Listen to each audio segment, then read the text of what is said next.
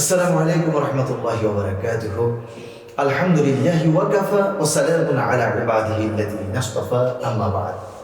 দেশি প্রবাসী দূরের কাছে যারা যেখান থেকে দেখছেন, আপনাদের সকলকে আমাদের এই তারাবির শিক্ষা এই অনুষ্ঠানে স্বাগত জানাচ্ছি। আমি মোহাম্মদ নাসিরউদ্দিন হেলাল। প্রিয় দর্শক, আজকে পবিত্র রমজানুল মুবারকের সপ্তম তারাবি আদায় করা হবে ইনশাআল্লাহ। এতে রয়েছে দশম পারা পরিপূর্ণ, আর এতে আমরা সূরা হিসেবে পাচ্ছি সূরা আনফালের 41 নম্বর আয়াতে কারিমা থেকে শুরু করে সূরা আত-তাওবার 93 নম্বর আয়াতে কারিমা পর্যন্ত। আসুন প্রথমে আমরা জেনে নিচ্ছি করণীয় বিষয়গুলো।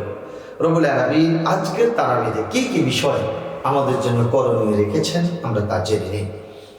গনিমতের মাল অর্থাৎ যুদ্ধলব্ধ মাল আল্লাহর বিধান অনুযায়ী বন্টন করতে হবে। নিজের খেয়াল খুশি অনুযায়ী বন্টন করা যাবে না। রব্বুল আলামিন এই গনিমতের মালকে যেভাবে বন্টন করার নির্দেশ দিয়েছেন সেভাবে বন্টন করতে হবে। ইসলামের শত্রু বাহিনীর মোকাবেলায় মুমিনদেরকে সুদৃঢ় থাকতে হবে এবং আল্লাহকে অধিক পরিমাণে স্মরণ করতে হবে।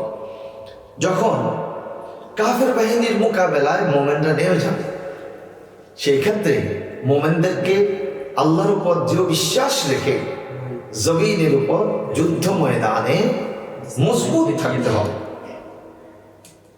এরপর আসুন আল্লাহ এবং তার রাসূল সাল্লাল্লাহু আলাইহি ওয়াসাল্লামের আনুগত্য করতে হবে।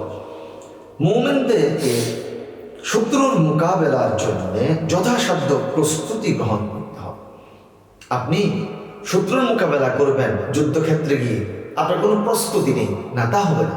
আল্লাহ বলেছেন মোকাবেলা করবে তো তোমাকে প্রস্তুতি নিতে হবে।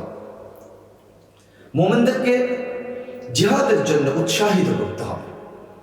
আর রব্বুল আলামিন জানিয়ে দিয়েছেন যেখানে 20 জন ধৈর্যশীল মুমিন রয়েছে সেখানে 200 জন কাফিরের উপর আল্লাহ তাদেরকে বিজয়ী দান করবেন। সুবহানাল্লাহ। মুশরিকদের সাথে চুক্তি করলে, তারা চুক্তি পূর্ণ করলে মুসলমানদেরকেও চুক্তি পূর্ণ করতে হবে।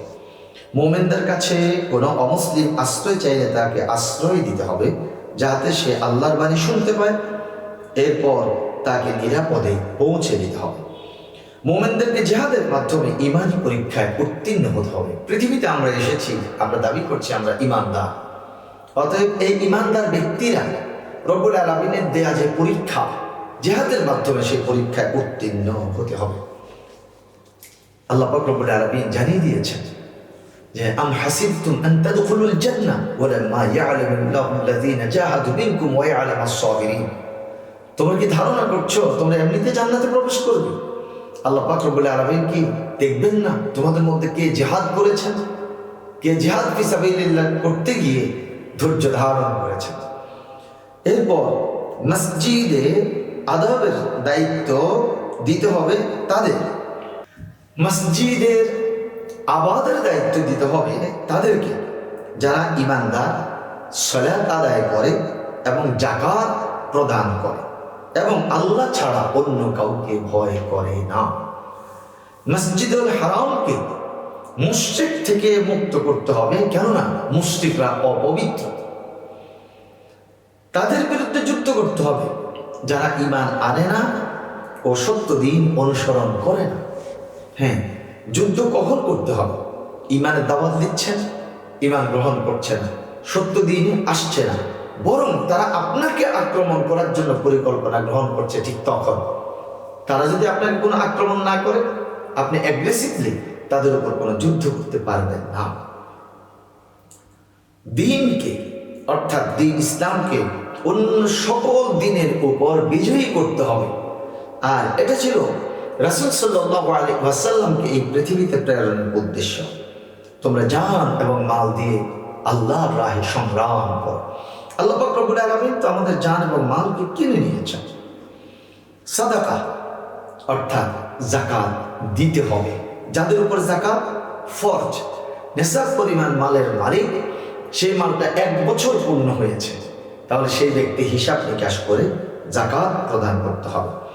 মুমিনদের আবশ্যকীয় গুণাবলী অর্থাৎ সৎ কাজে আদেশ, অসৎ কাজে নিষেধ, সালাত আদায় করা, এই কাজগুলো মুমিনদেরকে করতে হবে।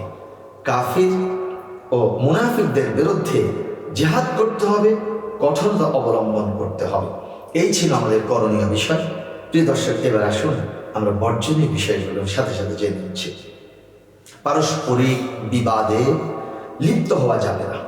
মুসলমানরা যদি পারস্পরিক বিবাদে লিপ্ত হয় তাহলে ক্ষতিগ্রস্ত হবে মুসলমানরাই। এই বিষয়ে আমাদের মুসলমানদেরকে খুব খেয়াল রাখতে হবে। অহংকার ও লোক দেখানো কাজ করা যাবে না এবং আল্লাহ পাক রব্বুল আলামিনের পথে বাধা প্রদান করা যাবে না। আল্লাহর পথে বাধা প্রদান অর্থাৎ যারা দ্বীনের কাজ করছে, আল্লাহর পথে মানুষদেরকে আহ্বান করছে, সেই ক্ষেত্রে বাধা সৃষ্টি করা, তাদের উপর আক্রমণ করা, এগুলো কোনো অবস্থাতে করা যাবে না। আল্লাহর আয়াতকে কোনো অবস্থাতে বিক্রি করা যাবে না। এরপর মুশরিকদেরকে মসজিদ আবাদ করার তত্ত্বাবধানের সুযোগ দেয়া যাবে না। ঈমান অপেক্ষা কুফরকে ভালোবাসলে পিতা ও ভাই হলেও তাদেরকে অভিভাবক শুভাকাঙ্ক্ষী রূপে গ্রহণ করা যাবে না। খুব খেয়াল রাখতে হবে। কথাটা হচ্ছে, ঈমান অপেক্ষা কুফরকে যদি ভালোবাসে তাহলে সেই পিতা হোক বাবা হোক, তাদেরকে কোনো অবস্থাতে অভিভাবক বা শুভাকাঙ্ক্ষী রূপে গ্রহণ করা যাবে না। পিতা, স্ত্রী ও পরিবার পরিজন, সহায় সম্পদ, কোনো কিছুকেই আল্লাহ, তার রাসূল এবং আল্লাহর পথে জিহাদ করার চেয়ে অধিক প্রিয় মনে করা যাবে না। তাহলে অধিক প্রিয় মনে করতে হবে কোন জিনিসকে? আল্লাহ পাক রব্বুল আলামিনের হুকুম আহকামকে, রাসূল সাল্লাল্লাহু আলাইহি ওয়াসাল্লামের নির্দেশকে। আল্লাহ রাস্তায় ব্যয় না করে স্বর্ণ ও রৌপ্য জমা করে রাখা যাবে না, করলে ক্রিয়াদায়ক শাস্তি। এখানে আসলে মূলত যাকাতের বিষয়টা। আপনি যদি স্বর্ণ এবং রূপার যাকাত না দিয়ে সেগুলো শুধু জমাই করতে থাকেন তাহলে কঠিন শাস্তির সম্মুখীন হতে হবে। আল্লাহর পথে জিহাদের ডাক আসলে অবহেলা প্রদর্শন করা যাবে না। যদি জিহাদ ফি সাবিলিল্লাহর জন্য ডাক আসে, ঘরে বসে থাকা যাবে না, সেই দিকে ঝাঁপিয়ে পড়তে হবে। এরপর মুনাফিকদের ন্যায় নামাজে অলসতা করা যাবে না ও দান খয়রাত কালে মনকে সংকুচিত করা যাবে না। আমরা নামাজে যদি অলসতা করি, এটা হচ্ছে মুনাফিকের নিদর্শন। আর দান যখন করবেন, আপনাকে আল্লাহ ধন সম্পদ দিয়েছে, সেই ক্ষেত্রে আপনি সংকুচিত করা যাবে না। উদার হস্তে আপনি দান করবেন, মুক্ত হস্তে আপনি দান করবেন। মুনাফিকদের ধন সম্পদ থেকে, মুনাফিকদের ধন সম্পদ আপনি দেখছেন, এই মুনাফিকদের ধন সম্পদ দেখে বিস্মিত হওয়া যাবে না। আল্লাহ ও রাসূল সাল্লাল্লাহু আলাইহি ওয়াসাল্লামের বিরোধিতা করা যাবে। যদি আল্লাহ এবং তার রাসূলের বিরোধিতা করা হয় তাহলে তাকে অবশ্যই জাহান্নামে যেতে হবে। মুনাফিকদের জানাজা পড়া যাবে না। প্রিয় দর্শক, ভাই বোন এবং বন্ধুগণ, এতক্ষণ পর্যন্ত আমরা বর্জনীয় গুণাবলীগুলো শুনলাম। আসুন, করণীয় শুনেছি, বর্জনীয় শুনেছি। করণীয় বিষয়গুলো গ্রহণ করে বর্জনীয় বিষয়গুলো বর্জন করে আমরা চলার জন্য চেষ্টা করব। রব্বুল আলামিন আমাদেরকে সেই তৌফিক দান করুন। মাহবুদের কাছে সেই ফরিয়াদ রেখে এবং আগামী ৮ম পর্ব দেখার আহ্বান জানিয়ে শেষ করছি। মা'আস সালাম।